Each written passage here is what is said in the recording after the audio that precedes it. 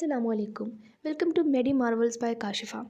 आज की वीडियो में हम कुछ मेडिकल मिथ्स की बात करेंगे, यानी हमारी सेहत से रिलेटेड कुछ ऐसी बातें जिनके ऊपर हम काफ़ी अरसे से बिलीव करते चले आ रहे हैं, लेकिन हमें ये नहीं पता कि उनमें मेडिकली कोई सच्चाई है भी या नहीं। तो आज की वीडियो में हम कॉमन मेडिकल मिथ्स के ऊपर बात करेंगे और ये जानेंगे कि क्या वो सच हैं या नहीं। सबसे पहले मिथ ये है कि जो कॉमन फ्लू होता है, यानी जो आम नज़ला ज़ुकाम होता है, कभी मौसम के चेंज होने पर होता है या जो भी आम दिनों में हमें नज़ला ज़ुकाम हो रहा होता है, वो एंटीबायोटिक्स से ठीक होता है। ये भी बिल्कुल ही गलत बात है, क्योंकि एंटीबायोटिक्स का काम वायरल इन्फेक्शन को ठीक करना नहीं होता। एंटीबायोटिक्स का काम होता है बैक्टीरियल इन्फेक्शन को ठीक करना, जबकि ये जो आम नज़ला ज़ुकाम होता है ये हमें वायरल इन्फेक्शन की वजह से होता है, यानी कि वायरस के हमारी बॉडी के अंदर जाने से होता है।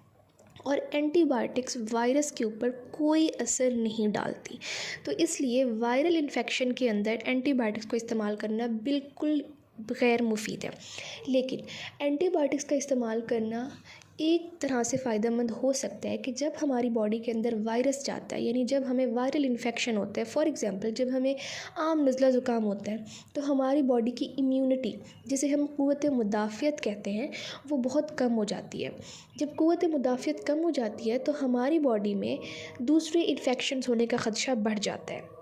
तो उन इन्फेक्शन से बचने के लिए हम एंटीबायोटिक्स ले सकते हैं, लेकिन जो वायरल इन्फेक्शन होता है, यानी जो असल में हमें नज़ला हो रहा होता है, उसको वो एंटीबायोटिक्स ठीक नहीं करती। दूसरी जो मिथ है वो ये है कि स्पाइसी फूड खाने से मैदे का अल्सर होता है। बेसिकली ये मिथ नहीं है, बल्कि ये एक बिल्कुल ठीक बात है, क्योंकि जब हम लोग जो भी हम खाना खाते हैं उसको जब वो हमारे मैदे के अंदर जाता है तो उसको हज़म करने के लिए मैदे से एक एसिड रिलीज़ होता है, जिसको हम हाइड्रोक्लोरिक एसिड कहते हैं, या एक तेज़ाब रिलीज़ होता है। वो जो तेज़ाब है अगर या एसिड है, अगर वो ज़्यादा मिक़दार में हमारे मैदे से रिलीज़ हो तो वो हमारे मैदे के अंदर यूँ समझ लें कि ज़ख़म कर देता है, जिसको हम कहते हैं कि मैदे का अल्सर हो गया है। तो जब भी हम लोग स्पाइसी फूड खाते हैं, यानी बहुत ज़्यादा मसाले वाले खाने खाते हैं, तो उन खानों को हज़म करने के लिए मैदे से ज़्यादा एसिड रिलीज़ होता है, यानी ज़्यादा उसमें जो हमारा गैस्ट्रिक जूस होता है वो रिलीज़ होता है, हाइड्रोक्लोरिक एसिड ज़्यादा रिलीज़ होता है, जिसकी वजह से हमारे मैदे का अल्सर हो जाता है। तो इसलिए जिन लोगों को मैदे के इश्यूज़ रहते हैं उन्हें यही कहा जाता है कि लाइट खाना खाएं और ज़्यादा मसाले वाला खाना ना खाएं।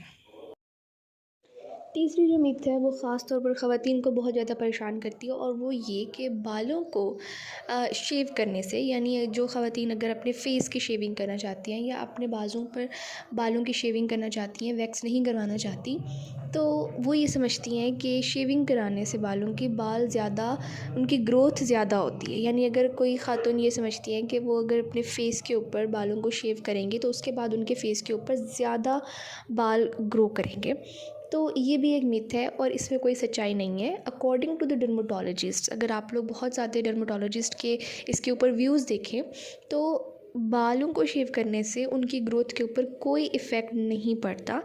सिर्फ होता ये है कि जब बालों को शेव किया जाता है तो जब नए बाल निकलते हैं, उनके जो एंड्स होते हैं, यानी जो बाल जहाँ से जो निकल रहे होते हैं वो थोड़े ब्लंट होते हैं, तो वो हाथ लगाने पर सख्त फ़ील होते हैं, जिससे शायद लोगों को ये लगता है कि उनके बालों की ग्रोथ ज़्यादा हो रही है। तो ऐसा बिल्कुल नहीं होता, बालों को शेव करने से उनकी ग्रोथ के ऊपर कोई फ़र्क नहीं पड़ता है। चौथी एंड लास्ट मिथ जो है वो ये है कि गाजर खाने से आपकी आई साइट इम्प्रूव होती है। ये बात किसी हद तक ठीक है कि गाजर के अंदर बीटा कैरोटीन होता है, जिसको हमारी बॉडी विटामिन ए के अंदर कन्वर्ट करती है, और विटामिन ए जो है वो हमारी आँखों की जो विज़न है, हमारी जो आई साइट है, उसको लिए बहुत ज़रूरी है, बहुत मुफीद है, ठीक है।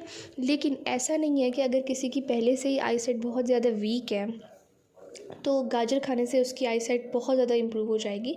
बेसिकली होता ये है कि गाजर खाने से, क्योंकि इसके अंदर विटामिन ए बहुत ज़्यादा मिक़दार में होता है, तो गाजर खाने से ये होता है कि आपकी आइज़ की जो ओवरऑल हेल्थ है, जो आपके रेटिना की ओवरऑल हेल्थ है, जो आपकी आई की एक लेयर है, वो सही रहती है, मतलब दुरुस्त रहती है। आपको आइज़ के ज़्यादा मसाइल नहीं होते, लेकिन बहुत ज़्यादा इम्प्रूवमेंट, फॉर एग्ज़ाम्पल कोई ये सोच रहा है कि एक इंसान जिसको बिल्कुल नज़र नहीं आता, गाजर खाने के बाद उसको बिल्कुल नज़र आना शुरू शुरू हो जाएगा, या कोई ऐसा इंसान जिसकी आई साइट वीक है तो गाजर खाने के बाद कोई बहुत ज़्यादा इंप्रूवमेंट आ जाएगी, तो ऐसा नहीं होता। बट हाँ, आपकी आँखों की ओवरऑल सेहत के लिए गाजर ज़रूर मुफीद है, क्योंकि इसके अंदर विटामिन ए होता है।